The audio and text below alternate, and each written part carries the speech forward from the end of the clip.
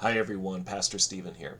So we're going to continue on in the book of Leviticus. We're on the second part of our look through the Holiness Code. Today we're going to focus on Leviticus 19 through 20.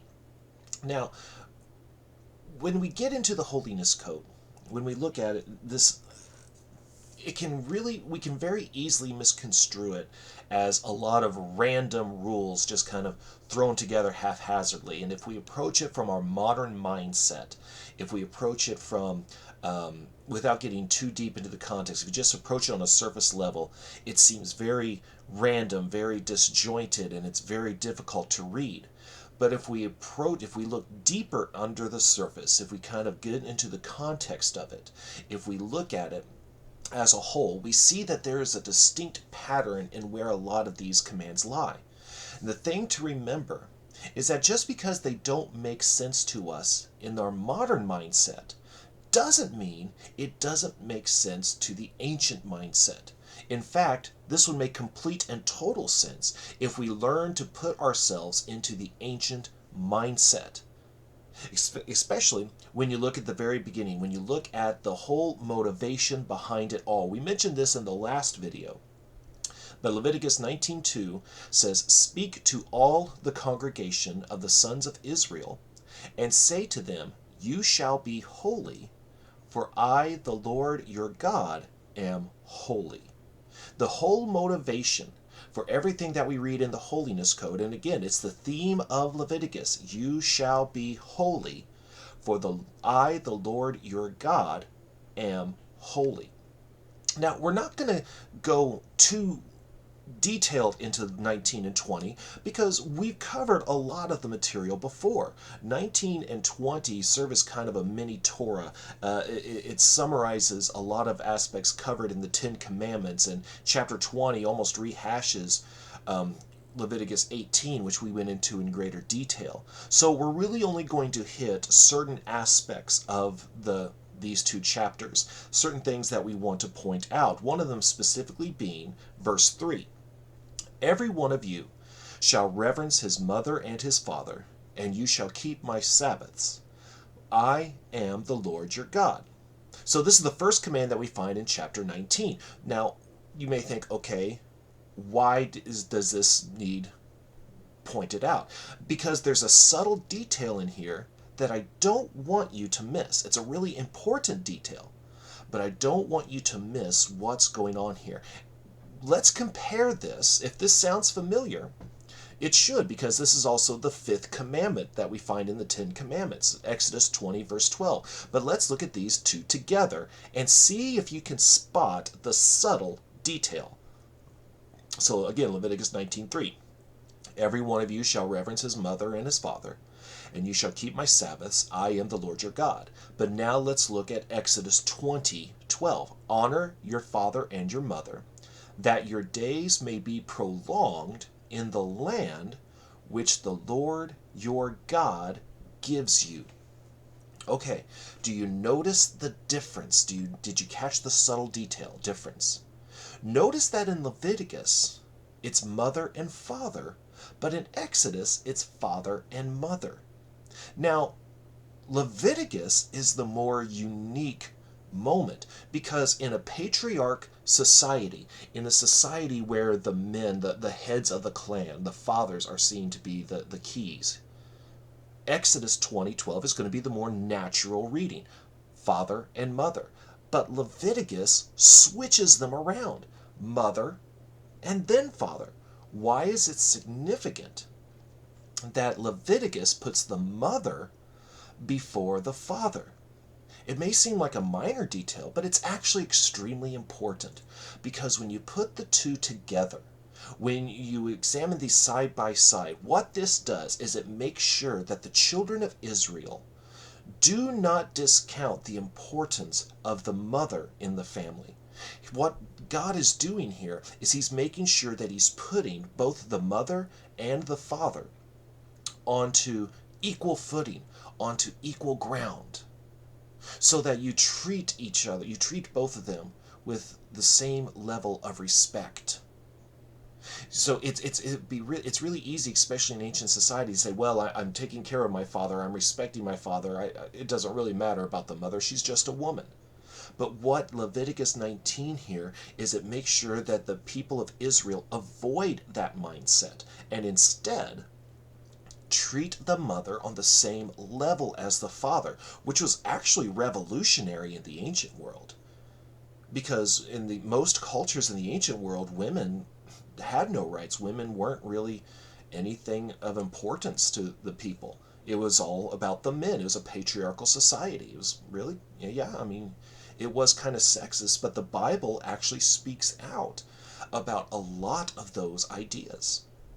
So that's why it's important to point that out, so that the mother receives the same amount of respect that the father does as well.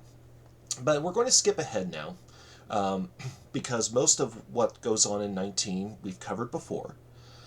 But I do want to point to a section of the Bible that I call the atheist's favorite Bible verses. And if you've watched any videos critiquing the Bible, if you've watched any videos about here's the problems that you have with the Bible, or if you look at any videos that say, well, this is why you can't look at Leviticus as, means to argue about following the law and things like that, because you don't follow the law. It's going to be found in Leviticus 19 and 20, and yes, these are really, really strange verses. Matter of fact, we're kind of getting to what I consider one of the more fascinating aspects, and what for a long time has been one of the most confusing aspects about Leviticus. But let's look first at verse 19. So let's look at these two separately. Verse 19, you are to keep my statutes. You shall not breed together two kinds of your cattle. You shall not sow your field with two kinds of seed, nor wear a garment upon you of two kinds of material mixed together. So if you're wearing a cotton blend right now, sorry, you are violating Torah. If you planted more than one vegetable in your garden, you are in violation of Torah. If you, if you breed cattle together, my son shows rabbits in 4-H, and we have different categories. You have your purebreds, that is all just one breed of rabbit, but then you have market bred, which is more than one breed put together. Or many of you probably own dogs that are mixed breeds, or cats that are mixed breeds, and things like that. You are in violation of Torah. So what is going on here? Because a lot of atheists, or a lot of critics of the Bible, or a lot of really kind of even progressive Christians will say, well, this is why we ignore a lot of Old Testament law, because of strange things like this. And this is why you cannot cite Old Testament law. To kind of go back to things we covered in chapter 18, this is the verse that they will go to say, well, you can't use Leviticus to argue against homosexuality, because Leviticus also argues this. So we have to investigate what is going on here. What is the purpose of this verse? Well, it actually has a parallel found in the book of Deuteronomy, Deuteronomy 22, 9 through 11. You shall not sow your vineyard with two kinds of seed, or all the produce of the seed which you have sown, and the increase of the vineyard will become defiled. You shall not plow with an ox and a donkey together. You shall not wear a material mixed of wool and linen together. Okay, I admit, not a whole lot of help. Really kind of adds to the confusion here. What is going on? The only way we can understand the meaning and the context of this command, and why it's even there to begin with, is if we remember the principle of sacred space. Remember, the tabernacle was seen as sacred space in the ancient world. Sacred space was where the spiritual realm met the physical realm. It's where God dwelt among his people. Now, the interesting thing is, when you go into closer investigation and you go into closer detail and make notes of details, stuff like that, when putting together the materials of the tabernacle, you see that in the materials of the tabernacle, there's actually mixtures going on. There's mixtures that are happening. And even in the priest's clothes, there's a bit of mixtures in the materials there. So why is there allowed to be mixtures in the materials of the tabernacle? Why is there allowed to be mixtures in the clothing of the priests? but not in the rest of the camp. What is going on here? And even if you go into the Ark of the Covenant and you see that they created the Ark of the Covenant with cherubim on top of the lid of the Ark of the Covenant, the mercy seat, the very mercy seat of God. If you look at the details of what cherubim look like in Ezekiel 1, you see that they are mixtures as well. Human bodies with the heads of animals and things like that. So you see that even those are mixtures. And that is the point. The point is, in the ancient world, mixtures were all about the spiritual realm. Mixtures weren't for common places. They were for the spiritual realm. In other words, Leviticus 19:19 is meant to be a visual reminder that they are not on the sacred space. The sacred space is at the tabernacle, and only those that are allowed onto the sacred space, the priests, they are the ones that are allowed to wear mixtures, because in the ancient mindset, mixing things, that was what happened in the spiritual realm. So to illustrate and to establish the difference between keeping holy things holy and keeping common things common, you didn't mix things. You kept things separate in order to understand in all aspects of life visually that the sacred space is over there and I am over here. This is common, but over there that is sacred. It's God teaching them how to keep the sacred sacred. Remember, that's the whole theme of Leviticus. How to keep the sacred sacred, how to keep the common common. Don't mix common and sacred. Don't profane the sacred space with common things. Don't try to make holy things that are common.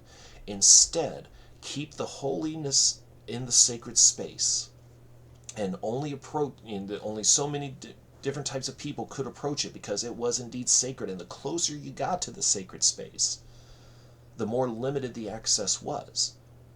And things that they did out in the campground, that was common area. Those that they did away from the tabernacle, that was common area.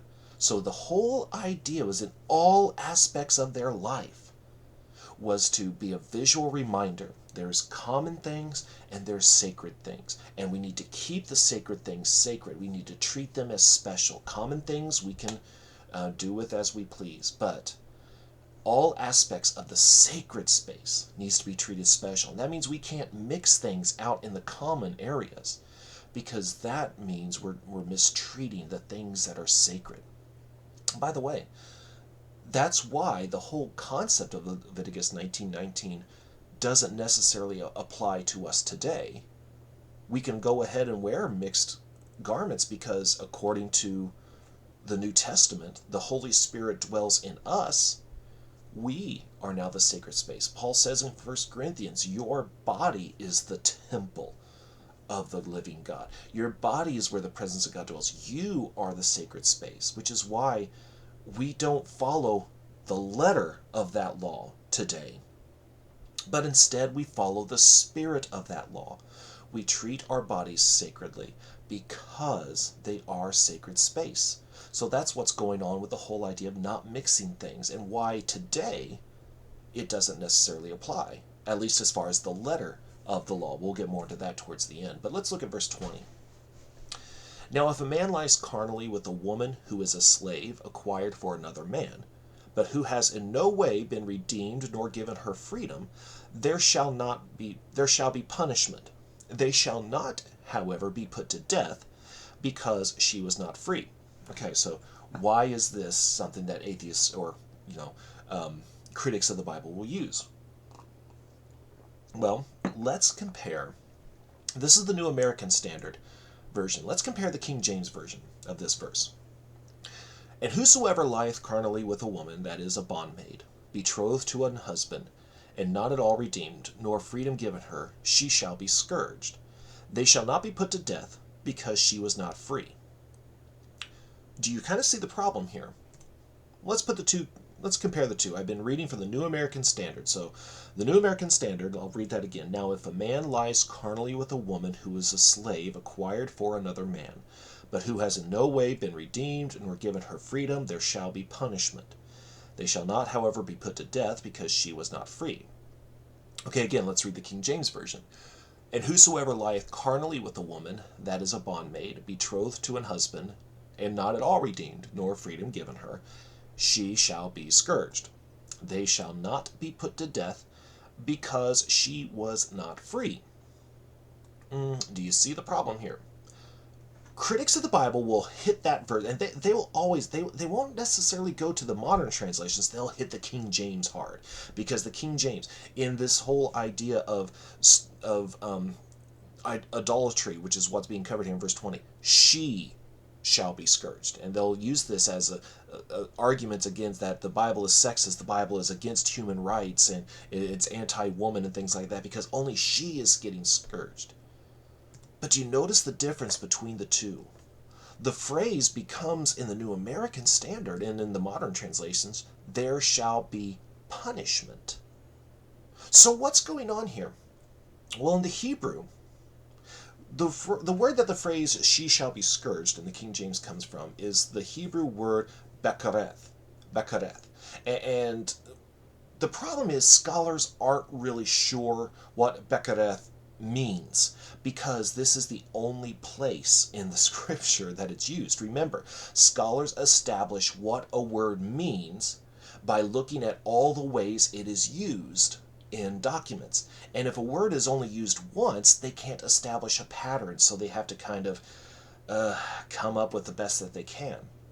Now, it's likely that the Hebrew bekareth is connected to the Akkadian bakram, which means that there's a price that needs to be paid.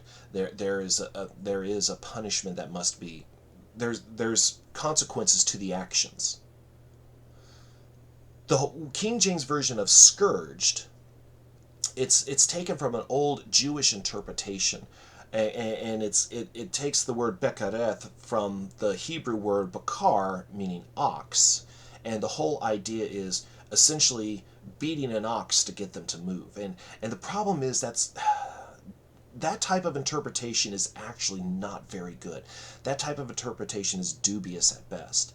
It seems to make more sense to look at the Akkadian connection, to talk about that there's a price that is to be paid, because the context is the man must pay the price. It's not the woman that's getting punished, but the man. When you look at all the other instances of a man taking a woman that's betrothed to someone else, whether they be slave, whether they be free, it doesn't matter. If a man sleeps with a woman that he's not betrothed to, or that's betrothed to someone else, he must pay a price for that person. And that seems pretty bad in of itself. But what it actually means is that this person has value. This person is not just a sexual object. So really, there shall be punishment is the better way to interpret this. And the punishment isn't on the girl, because again, they shall not, however, be put to death because she was not free. In other words, she's not the one paying the penalty. The person that slept with her is the one paying the penalty to the person that she is betrothed to, because he's taken away a lot of her value in the ancient world.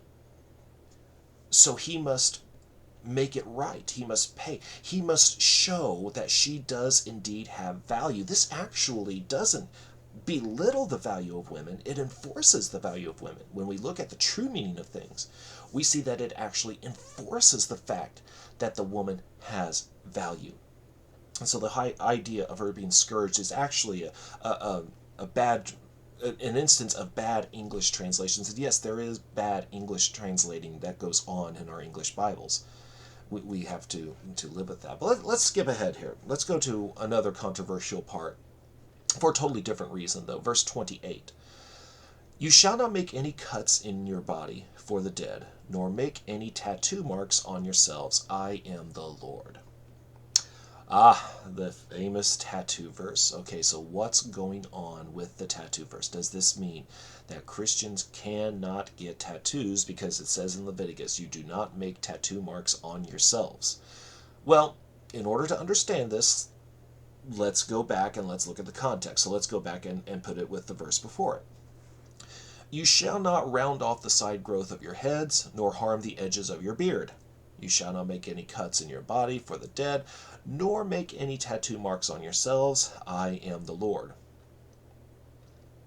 Okay, that doesn't really help, does it? Because that basically says you can't get haircuts or shave, and if you see how I look here, you notice that been doing more than harming the edges of my beard.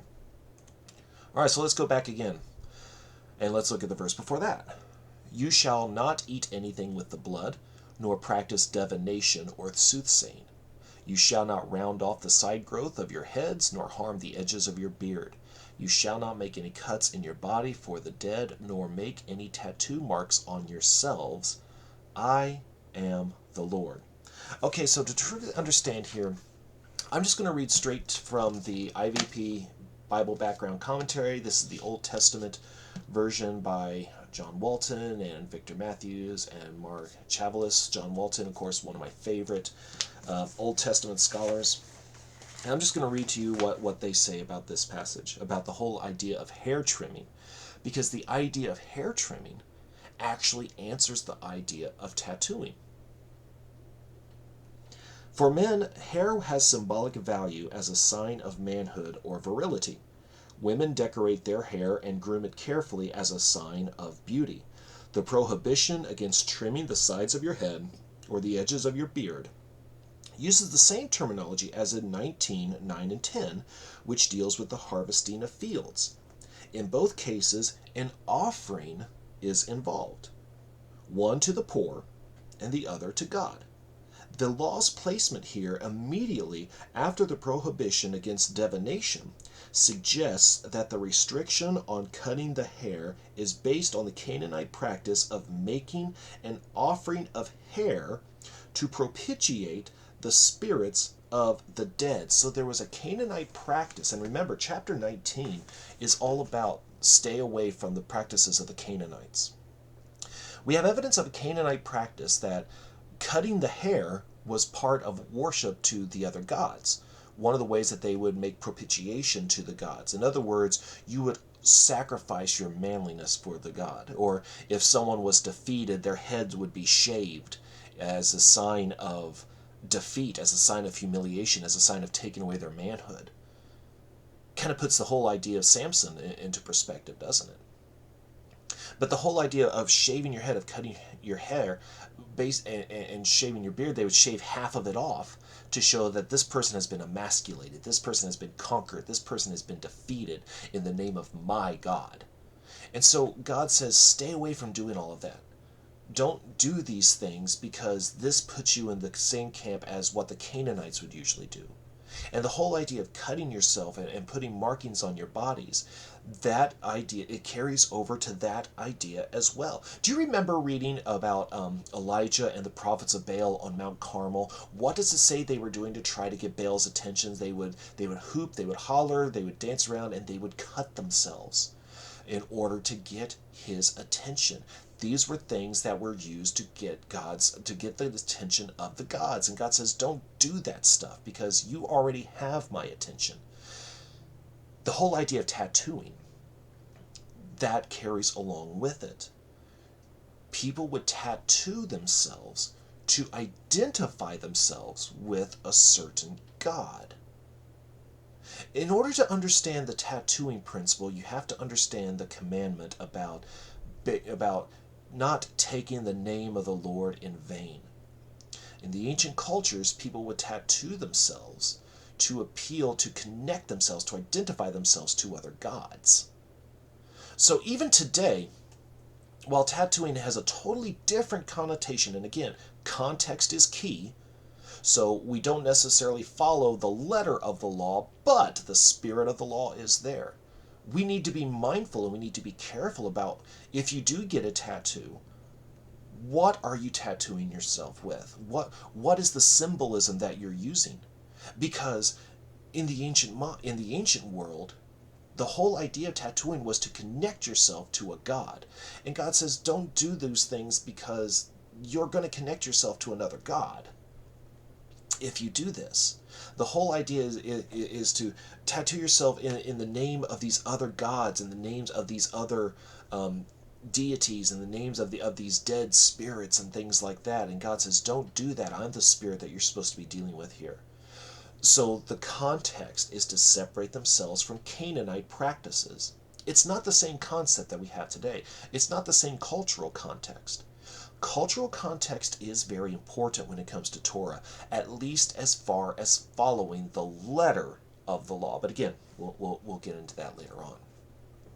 So chapter 20, we're just going to cover one aspect of it. Chapter 20 is much like chapter 18, but chapter 20 expands on 18 a little bit. It's the same offenses essentially being listed, but chapter 18 just says, don't do this.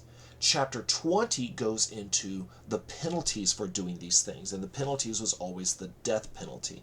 The death penalty in the Torah is given for these instances: intentional homicide, you mean to kill someone, premeditated murder, in other words. The abduction of a man in order to make him a slave, which kind of flies in the face of the atheist claim that the Bible is pro-slavery. But that's a totally different video. Grave acts against God, in other words, idolatry or blasphemy, profaning the Sabbath, or practicing sorcery. Grave sins against your parents. Abuse of sexual relations, in other words, adultery, incest, sodomy, bestiality. All of these things carried with them the idea of capital punishment. Now, what was capital punishment? What was the death penalty in the Torah? The death penalty in Israel was stoning. And the reason that it was stoning was here's what stoning was all about. The condemned person was taken out of the bounds of the city, or out of the bounds of the camp. And the interesting thing is the witnesses for the prosecution, and this is according to the book Ancient Israel, Its Life and Instructions by Roland DeVoe. This is considered kind of the consummate work on all things ancient Israel, Old Testament Israel, things like that. Incredible. According to him, the condemned person would be taken out of the bounds of town, and the witness for the prosecution, in other words, the persons bringing the accusation, cast the first stones. And then the people continued until death ensued, because the punishment was to be carried out by the people of the land. In other words, the general population, the citizens of the land. Those would be the ones that would carry out the punishment, because it was meant to be everyone coming together and agreeing that this sin was evil and needed to be dealt with. And it was also meant to be a deterrent. We are not going to do this because we see what happens when we do it, so we are not going to do this evil thing. So it's meant to be a deterrent. It's meant to be a kind of a community endorsement of, yes, this is evil, this is bad, so we're not going to do it. But here's the thing. Isn't it interesting when you look at that explanation of stoning? Doesn't it make things really interesting in the Gospels when you look at the story of the woman that was found to be in adultery and was dragged before Jesus? And it said that he just stooped down and just kind of started scribbling in the sand. And when they tried to get his attention again, he stood up, and what does he say? He who is without sin cast the first stone. And it says that nobody did.